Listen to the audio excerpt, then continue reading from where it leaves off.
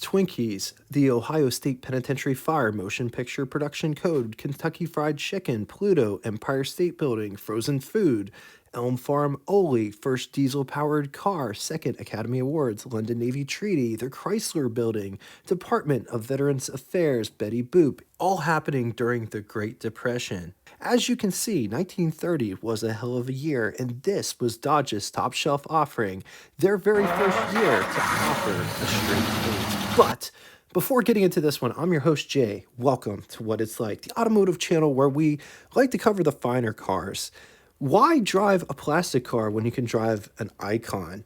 We cover the history, specs, design, and most importantly, we show what these cars are like. If any of that sounds of interest to you, subscribe and hit the bell icon next to it to never miss a video. 1930 Dodge model lineup, but it's worth mentioning the further back you go, the model years get blurry depending on the company. For example, 1929 Dodge offered the Series DA6 and the Series DB6 as a senior model. In 1930, the Dodge model lineup was the Series DD, which was on a 109-inch wheelbase chassis, followed by Dodge's 1929 model DA6. Dodge also offered the DB6 from 1929 as well. Both of those cars ride 112 inches in the wheelbase. All new for 1930 was the Series DC8, which rode the longest wheelbase, 114 inches.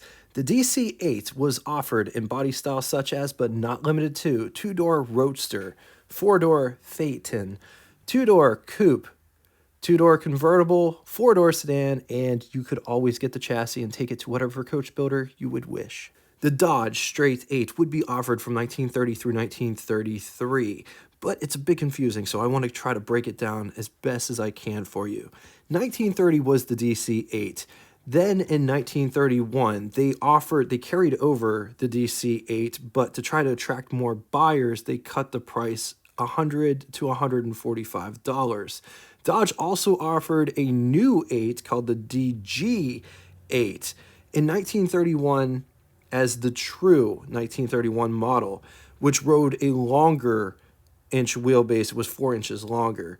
1932, DC8 and DG8 were both carried over, and a new 8 was offered in 1932 called the DK8.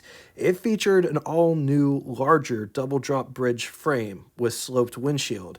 1933 was the last year for the Dodge 8, and it was called the Series DO. And not to get confused with the DD6, which came earlier, because after 100 years or whatever, sometimes when you start looking at those VIN plates, an O looks like a D, and why would they do that? No idea. So it's they have a confusing name of naming their cars anyway, and sometimes years and dates overlap.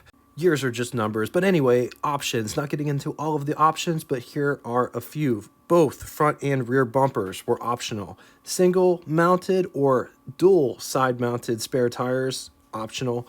Spoke wheels, Silvertone radio, heater, cigar lighter, cowl lamps, twin brake lights. Basically, when you bought the car, you got the car. Everything else was extra. The DC8 was the longer, more powerful option offered by Dodge for 1930. All steel monopiece body construction, but it's important to note that that does not apply to the top. It still utilizes the rubber chicken wire core top. Standard equipment included, but not limited to, Delco Remy ignition, hydraulic brakes, new instrument panel, hydraulic shock absorbers, wood spoke wheels. Let's talk specs. 163 inches long. It rides a wheelbase of 114 inches. It weighs 3,043 pounds. Price, $1,145, which would be equivalent to you spending $22,149.10 in the year 2025. Total 1930 Dodge calendar year production was 64,105 units. Model year production was 90,755 units, placing Dodge 7th in auto industry sales. Total DC8 was 25,127, but it's important to note that that figure includes DC8 sold in 1931. Total DC8 Four-door sedan was $20,315. It was the most popular body style on offer. The second most popular body style was the coupe with 2,999 units sold. Moving on to engine, only one engine on offer, 220.7 cubic inch displacement L head in line 8. It was good for 75 horsepower, 3,400 RPM, 145 pound-feet at 1,400 RPM with a bore of 2 7/8 inches and a stroke of 4.5 inches. Compression is 5.4 to 1, 5 main bearings. It is backed to a 3-speed manual transmission. All right, let's talk styling on this rare deco car. Starting with the bumpers. Just notice it's 2 blades. They're bright. Also notice how they attach to the car. Right there. You got the crank cover here. If you want to crank an 8-cylinder, you totally could. So just look at these headlights. Pretty big. There's my hand for reference, 7.5 inches on my hand. Nice bright buckets. Very Art Deco with the design up here. Come down to the fenders. I absolutely love these fenders. I love how there's this this bead down here that tapers into where the chassis sticks out, and then it comes up and it fans out. It doesn't go down the middle, which is interesting, and it's creased. It's kind of off to the side, if you can see that. The bead continues and runs the perimeter of the fender going down into the running board. Beautiful wood spoke wheels that say Dodge or D8B, DB8.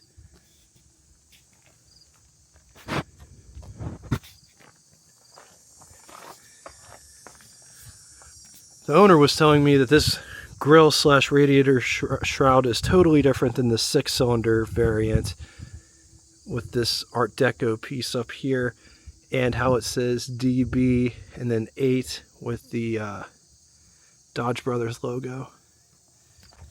There is not a mascot on this one.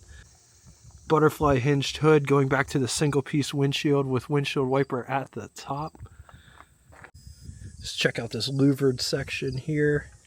Also how the fender runs down into the running board.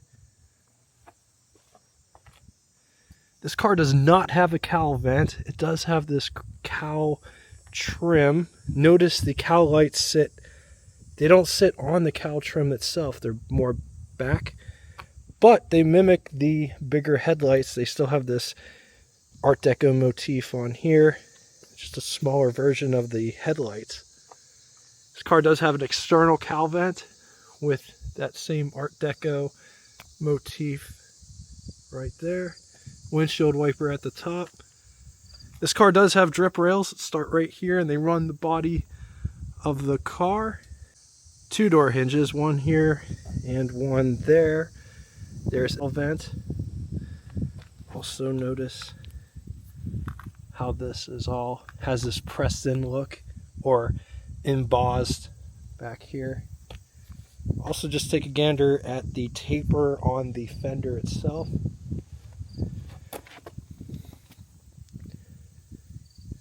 It's a nice bead that caps off the rear fender. Also notice how these windows have this pressed in look. They're also arched slightly. The rear fenders also have this crease, but this crease is more in the middle on the rear fender, which is interesting. Rear bumpers are a lot like the front bumpers, only they're in the back and they're curved more, but notice how it's staggered by the rear tire. Single brake light that says Dodge. Gasoline filler is here in the back, as well as spare tire. Getting inside, but before we do, just take a gander at how Art Deco those door handles are. This door has a nice quality feel to it. With it's all framed out because it's a sedan, but notice how it curves at the bottom. Got like this cloth type material for the door panel itself, door handle to get out, window crank for the big window. Also notice he's got that same motif, Art Deco, which is up here too. It's faux wood coming down inside the pedal box down here. Over here, you got the clutch, brake, gas pedal, starter button, gear shift selector, hand brake. Just take a gander at this interior.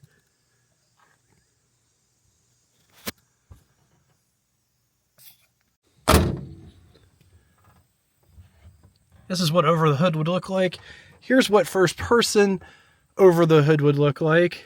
Up above, there are not any sun visors. You do have a windshield wiper, and the windshield wiper knob would be right there. Another motif for this Dodge. This motif is everywhere, and that's why I'm pointing it out. Rear view mirror there in center.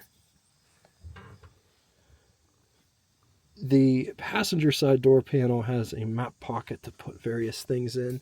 This car does not have a glove box, so we will not be doing the glove box test. The Dodge key looks like this.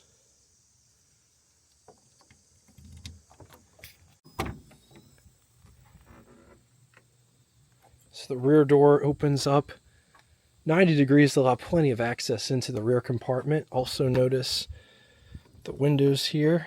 You got that same motif, map pocket. Just operate like this. They don't go all the way down, but they go most of the way down. Here is what the interior looks like in the back. You got this nice footrest. There is a robe rail up here to hang a heavy blanket on in the wintertime to stay warm. Here is what the front looks like from the back. Let's take a quick gander at the greenhouse or the pillar to glass ratio. It's nice and airy in this car. This is what rear view, yes. This is what visibility looks like out the back from the back seat. Creature comforts, there are a lot. You got armrests on the panels themselves. The windows go down via this T handle. You got shades at the top. There's another shade back there for the rear view mirror. There's a dome light clear back here, and instead of it going horizontal, it's vertical, which is interesting. Everything found on the passenger side is also found on the driver's side. You got an ashtray, T handle to put the window down, armrest, curtain, interior light. Let's talk about the seat back profile. It is rather upright and does dip down quite a bit in the back here. The bench is rather deep, but with all of that said, there's tons of space. Like, my hand's 7.5 inches and it's not even touching the back of the seat. So you probably got about a foot of space between my knee and the back of the seat. The floor is completely flat. There's no transmission tunnel. It's nice. There's a lot of space back here. So you want to talk about something that you don't ever see. When is the last time that you ever saw a Dodge straight 8? The owner was telling me that this one actually belongs in this car because it says DC. Notice all of the spark plug wires go inside this tube, so it keeps everything nice and clean and organized. You got the distributor, massive horn, starter right down here. Everything is so accessible. Like, you don't have to get under the car to change the starter, which is super nice. Steering.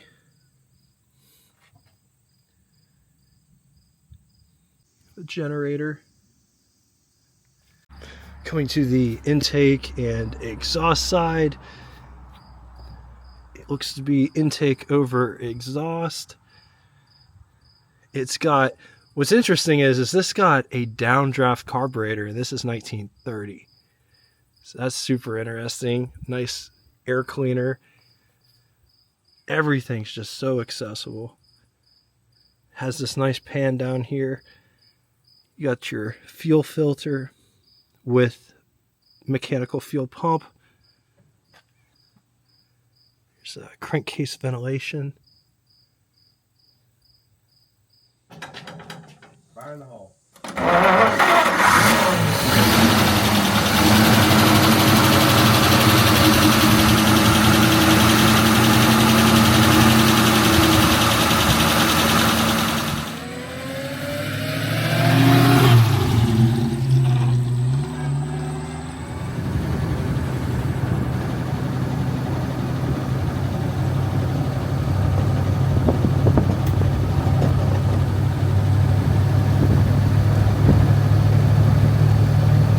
What's interesting is like I think these cars were built with windows in mind. Like there's no turbulence like you get in modern cars. It's a nice airy kind of experience.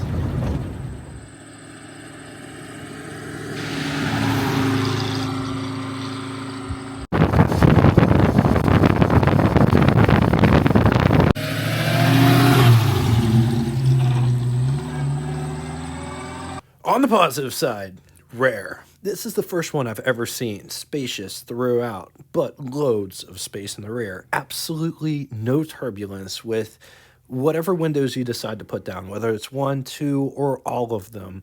And it's a very nice, airy ride inside while driving down the road. Super nice and smooth. Intriguing straight 8 engine. Against it, parts. Parts are super hard to come by. This type of vehicle, not a lot of people know that Dodge made a straight 8. All right, now it's time for Would You Rather. These may or may not be in the same price point, but which one would you rather have? 1931 Nash Flathead 8 or 1930 Dodge DC8 or 1930 Graham 8. I'm going to leave this here for a minute. If you need more time, feel free, pause the video. On to the second scenario, 1930 Willis Whippet 6 or 1930 Dodge DC8 or 1930 Oakland V8. Once again, going to leave this here for a minute. If you need more time, feel free, pause the video. Now it's time for Name That Tune. First person to get both the name of the band and the song title correctly in the comment section will have their comment pinned to the top of it. Thank you all so much for coming out and watching this one. If you'd like to get in touch with me, shoot me a comment in the comment section below. I read and answer all comments posted. I don't say that for self-worth. I just say if you post a comment on the channel, I definitely read it. If you want to message me more directly, you can always shoot me an email at what_its_like@yahoo.com. Thanks again for everything that you guys bring. And until next time, toodaloo! Welcome to the after show. This part of the video doesn't have any sound or commentary, but it gives you the opportunity to see this car and all of the parts associated with it, like where the trim goes, what the fenders look like, what the louvers look like, and all of it and how it all works together. Enjoy.